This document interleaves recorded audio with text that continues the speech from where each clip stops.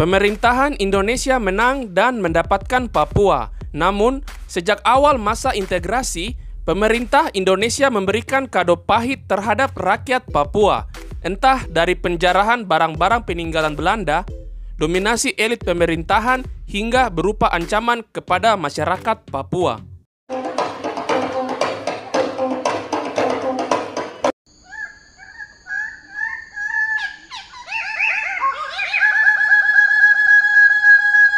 Hai, selamat datang di channel Tongpu Cerita, yaitu channel yang membahas seputar hal tentang Pulau Papua.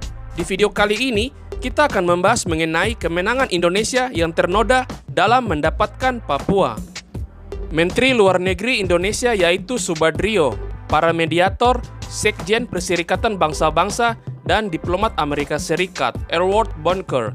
Mereka menunjukkan raut wajah kelegaan. Sedangkan wakil Belanda, Duta Besar Herman van Rogen dan Skortman terlihat tanpa ekspresi. Sebab saat itu, pada tanggal 15 Agustus tahun 1962, di markas besar PBB di New York, tercapai mufakat, yaitu mengharuskan Belanda menyerahkan Papua kepada Indonesia. Papua merupakan wilayah yang disengketakan sejak tahun 1949. Akhirnya dimenangkan Indonesia lewat perjanjian New York. Dalam perjanjian New York, Indonesia akan menerima kedaulatan atas Papua pada tanggal 1 Mei tahun 1963. Setelah pemerintahan peralihan bentukan PBB menyelesaikan tugasnya, selama masa transisi, sebanyak mungkin orang-orang Papua ditempatkan pada kedudukan-kedudukan administratif dan teknis. Sedangkan pejabat Belanda atau Indonesia bila diperlukan bisa diperbantukan atas seizin Sekjen PBB. Di tengah masa itu, yang terjadi di Indonesia terselip memori kelam bagi rakyat Papua. Sejak November tahun 1962, orang-orang Indonesia mulai berdatangan ke Papua. Pasalnya, infiltrasi tentara Indonesia yang dipersiapkan dalam operasi Trikora sebagian besar telah menjangkau daratan Papua. Menyusul kemudian pegawai-pegawai eselon bawah, guru, maupun sukarelawan dari Jawa. Pendatang Indonesia ini kemudian disebut dengan Kontingen Indonesia atau Kotindo. Waktu masih ada PBB, sebenarnya Indonesia sudah ada. Mereka sudah mondar-mandir, terutama mereka yang bertindak atas nama Korps Diplomatik. Mungkin di luar pengetahuan Belanda, Amerika Serikat, dan PBB. Menurut Peter J. Droglyver, sejarawan Belanda, masuknya pegawai-pegawai dan tentara Indonesia tidak sesuai rencana. Mereka beroperasi dan menjalankan tugas sebelum waktunya. Dalam perundingan di Amerika pada bulan Juli sebelumnya, sudah disepakati kedatangan orang-orang Indonesia secara besar-besaran dimulai sesudah berakhirnya fase pertama periode peralihan PBB. Hal kedatangan Kotindo hanya akan mungkin apabila Sekjen PBB di New York memberikan persetujuannya. Ketika meneliti arsip-arsip PBB, tidak ditemukan indikasi bahwa hal itu sudah terjadi.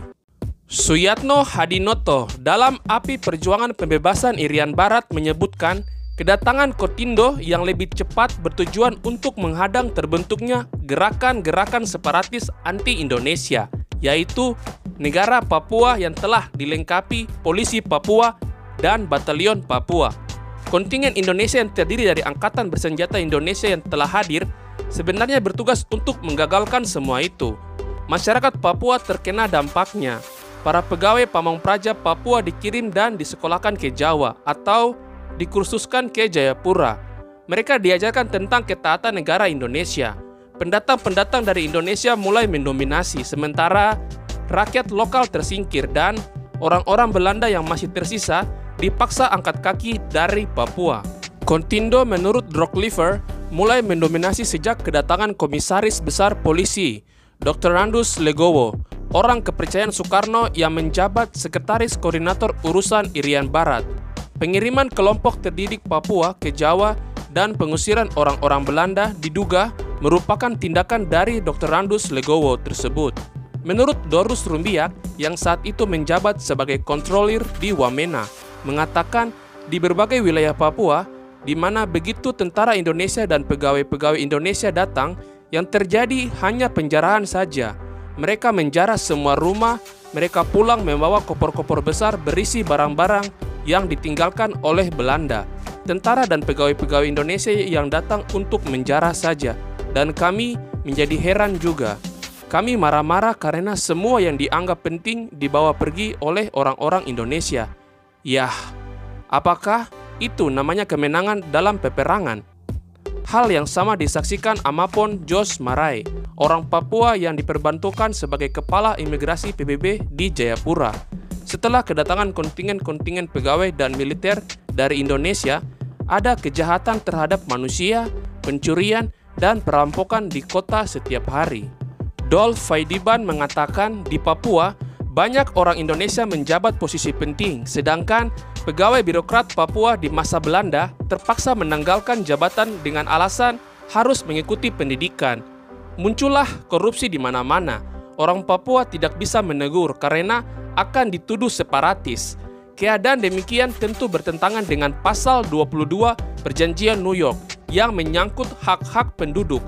PBB dan Indonesia akan menjamin sepenuhnya hak-hak penduduk daerah tersebut, termasuk hak-hak bebas bicara, bebas bergerak, serta hak berkumpul dan bersidang. Sampai sekarang, penjelasan komitmen tersebut yang dulu masih menjadi utang pemerintah Indonesia belum juga dilunasi. Dan, yaps, sekian pembahasan kita kali ini.